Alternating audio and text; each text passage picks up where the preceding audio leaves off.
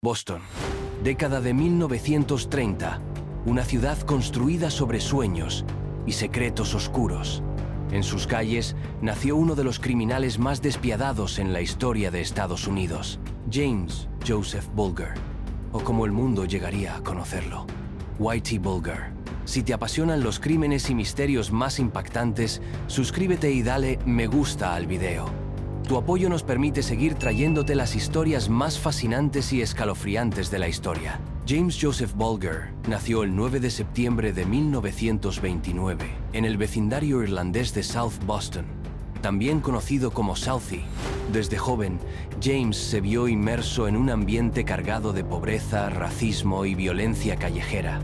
Mientras sus vecinos luchaban por sobrevivir, Whitey ya demostraba ser diferente. Con tan solo 6 años, empezó a meterse en problemas menores, robos de tiendas, peleas callejeras y pequeños hurtos. Pero su apodo, Whitey, no vino por sus actos, sino por su cabello rubio platinado. Aunque odiaba que lo llamaran así, el nombre perduró, tanto en la calle como en los archivos criminales del FBI. A los 14 años, Whitey ya había sido arrestado por robo a mano armada. Las calles de Boston no ofrecían muchas oportunidades, pero Whitey no buscaba una salida legítima. Buscaba poder. En 1943, con apenas 14 años, fue enviado al reformatorio juvenil de Lancaster. Pero estos centros, lejos de rehabilitar, se convirtieron en escuelas del crimen. Allí, Whitey perfeccionó su agresividad y aprendió tácticas criminales avanzadas. Al salir, su camino ya estaba sellado. Se unió a pandillas locales y, eventualmente, comenzó a realizar trabajos para el crimen organizado irlandés. Pero Whitey no era un simple matón. Tenía ambición y paciencia. En 1956, Whitey fue arrestado por robo de bancos y sentenciado a 20 años en prisión. Pero fue durante su tiempo en la cárcel que su historia tomó un giro oscuro. En la prisión de Atlanta, Whitey se ofreció como voluntario para un programa experimental secreto.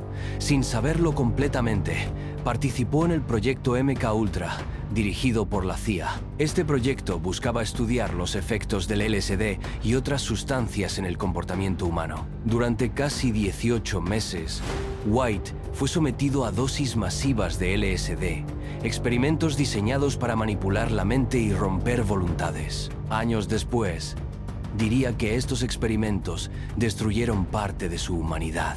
Salir de prisión en 1965, Whitey regresó a Boston, donde las guerras de pandillas entre irlandeses e italianos estaban en pleno auge. No tardó en aliarse con la banda de Winter Hill, liderada por Howie Winter. Pero Whitey no era alguien que aceptara órdenes por mucho tiempo. Con una mezcla de astucia y brutalidad, eliminó a rivales y fue escalando posiciones dentro de la organización. Su reputación creció, al igual que su lista de crímenes, extorsión, apuestas ilegales, tráfico de drogas y asesinatos. Sin embargo, el verdadero giro maestro vendría poco después, cuando Whitey hizo un trato con el mismísimo FBI. A mediados de los años 70, Boston se encontraba sumergida en una brutal guerra de pandillas. La mafia italiana, liderada por la familia patriarca, controlaba gran parte de la ciudad, mientras las pandillas irlandesas luchaban por su espacio. El FBI, obsesionado con desmantelar a la Cosa Nostra, buscaba informantes internos. Fue entonces cuando Whitey encontró su oportunidad perfecta. John Connolly, un agente del FBI nacido y criado en South Boston, tenía la misión de reclutar informantes de peso. Connolly y Whitey compartían algo más que el vecindario: un oscuro sentido de lealtad al barrio. Connolly se acercó a Whitey con una oferta tentadora: inmunidad a cambio de información sobre la mafia italiana. Pero lo que el FBI no sabía era que Whitey estaba jugando su propio juego. Un asesino despiadado convertido en informante. ¿Un cambio de corazón? No exactamente. Whitey había encontrado el arma perfecta: el FBI. Mientras Whitey proporcionaba datos sobre la mafia italiana, eliminando así a sus rivales, el FBI miraba hacia otro lado respecto a sus propios crímenes. extorsiones, tráfico de drogas, apuestas ilegales y asesinatos. Todo seguía ocurriendo bajo sus narices. El trato con el FBI no solo le permitió a Whitey consolidar su poder, sino que también protegió a la Winter Hill Gang de la ley. Cada vez que surgía una investigación contra su organización, Connolly intervenía para desestimarla o desviar la atención. Con sus rivales italianos fuera del camino, Whitey se convirtió en el amo indiscutible del bajo mundo de Boston. Su lista de víctimas creció rápidamente. Algunos fueron ejecutados por traición, otros simplemente por ser inconvenientes. Uno de los asesinatos más notorios fue el de Deborah Hussey, la hijastra de su socio Stephen the Rifleman Flemmi. Deborah, quien supuestamente sabía demasiado sobre las operaciones de la banda, fue estrangulada por Whitey y enterrada en un sótano. Su violencia no tenía límites. Testigos fueron silenciados, socios traicionados y enemigos eliminados sin piedad. Durante casi 2 décadas, Whitey disfrutó de su reinado, protegido por las mismas fuerzas que deberían haberlo capturado. Pero los secretos no permanecen enterrados para siempre. En 1995, una investigación interna del FBI reveló los oscuros acuerdos entre agentes como John Connolly y criminales como Whitey. Las alarmas sonaron. El FBI sabía que debía actuar rápido, pero Whitey también recibió el aviso. Directamente desde el FBI, Connolly lo alertó de su inminente arresto, dándole la oportunidad de escapar antes de que llegaran los agentes. Con tan solo unos minutos de ventaja, Whitey desapareció. En diciembre de 1994, tras ser alertado por su contacto dentro del FBI, Whitey Bulger desapareció de Boston en cuestión de horas. Llevaba consigo más de $2 millones en efectivo, escondidos en compartimientos secretos, y un vasto conocimiento sobre cómo burlar la ley. Su compañera durante la fuga fue Catherine Gray, su novia de toda la vida, quien se convertiría en su aliada más fiel. Conocida por su obsesión con la cirugía estética y los animales, Catherine dejó todo atrás por Whitey. Juntos emprendieron una vida oculta que desafiaría al FBI durante más de 1 década y media. Durante 16 años, Whitey y Catherine cambiaron de identidades múltiples veces, viajando por Estados Unidos y Canadá. Pero finalmente se establecieron en un lugar inesperado: Santa Mónica, California. En un modesto apartamento frente al mar, Whitey vivía como Charlie Gasco, un jubilado tranquilo, mientras Catherine cuidaba de gatos callejeros y mantenía un perfil bajo. Sus vecinos los describían como una pareja normal, amable y reservada. Nadie imaginaba que vivían junto al criminal más buscado del país. Lo irónico fue que Whitey solía caminar por la calle, sin disfraz, incluso leyendo el periódico que hablaba de su propia cacería. El FBI gastó millones en la búsqueda. Usó tecnología avanzada, alertas internacionales y recompensas millonarias. Y mientras tanto, Whitey compraba café en la tienda de la esquina. El gran error no vino de Whitey, sino de Catherine. Fascinada por sus perros y gatos, mantenía contacto ocasional con clínicas veterinarias, lo que eventualmente levantó sospechas. En 2011, el FBI lanzó una campaña mediática centrada en Catherine, sabiendo que sería más fácil localizarla que a Whitey. En pocos días, una antigua vecina de Santa Mónica reconoció a la pareja y llamó al FBI. El 22 de junio de 2011, agentes federales rodearon su edificio.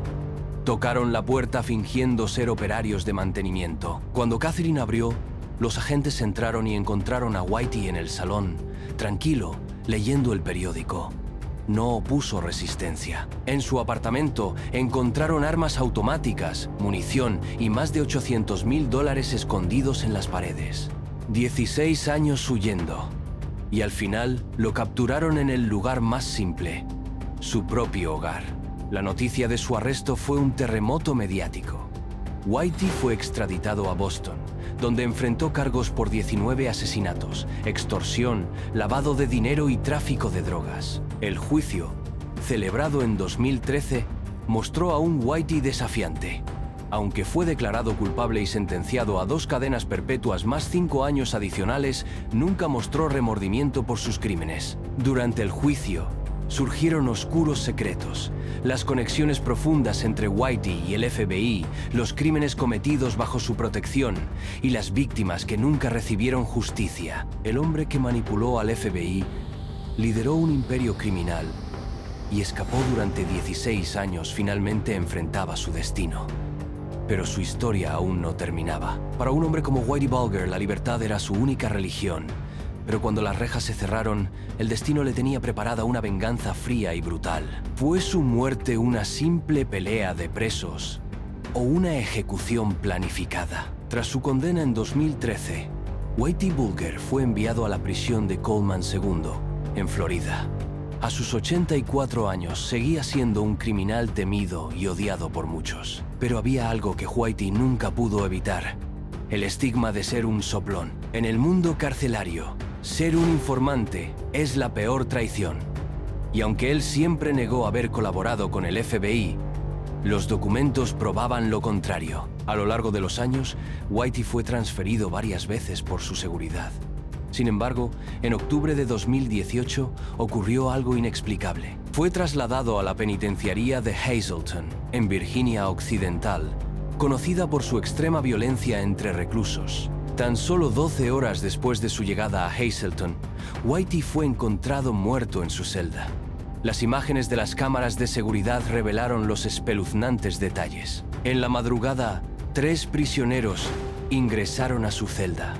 Entre ellos estaba Freddie Gies, un mafioso de la Cosa Nostra, conocido por su odio hacia los informantes. Usando un candado envuelto en una media, los atacantes golpearon brutalmente a Whitey hasta dejarlo irreconocible. Le destrozaron el rostro, dejándolo completamente desfigurado. Según informes, incluso intentaron arrancarle los ojos, un acto simbólico en el mundo criminal, reservado para los soplones. La pregunta inmediata fue: ¿cómo pudieron estos reclusos acceder tan fácilmente a Whitey en una prisión de alta seguridad? Las teorías no tardaron en surgir. Venganza del bajo mundo. Muchos creían que el crimen fue orquestado por mafiosos aún activos fuera de la prisión, vengando décadas de traiciones, fallos en el sistema. Algunos apuntaron a negligencia deliberada por parte de los guardias, quienes sabían del riesgo que corría Whitey pero permitieron el ataque. Silenciar secretos. Otros creen que Whitey sabía demasiado sobre las conexiones entre el FBI y el crimen organizado, y su muerte fue un modo de asegurarse que esos secretos nunca salieran a la luz. El brutal asesinato de Whitey Bulger cerró el último capítulo de una de las historias criminales más impactantes de Estados Unidos. Para las familias de sus víctimas, su muerte fue vista como una especie de justicia poética. Sin embargo, muchos argumentan que murió sin pagar realmente por todos sus crímenes, sin mostrar remordimiento y llevándose a la tumba secretos oscuros sobre las entrañas del crimen organizado y el propio FBI. Su cuerpo fue incinerado poco después y su muerte quedó marcada como homicidio no resuelto. James Whitey Bulger fue más que un criminal. Fue un fantasma que burló a la justicia, manipuló al FBI y sembró terror en Boston durante décadas. Su historia es una advertencia. En las sombras del poder, las líneas entre el bien y el mal se desdibujan. Y a veces, los monstruos más peligrosos son aquellos a quienes les confiamos la ley. Gracias por acompañarnos en esta serie documental. Si te apasionan las historias reales de crímenes y conspiraciones, asegúrate de suscribirte y activar la campanita para no perderte futuros casos impactantes.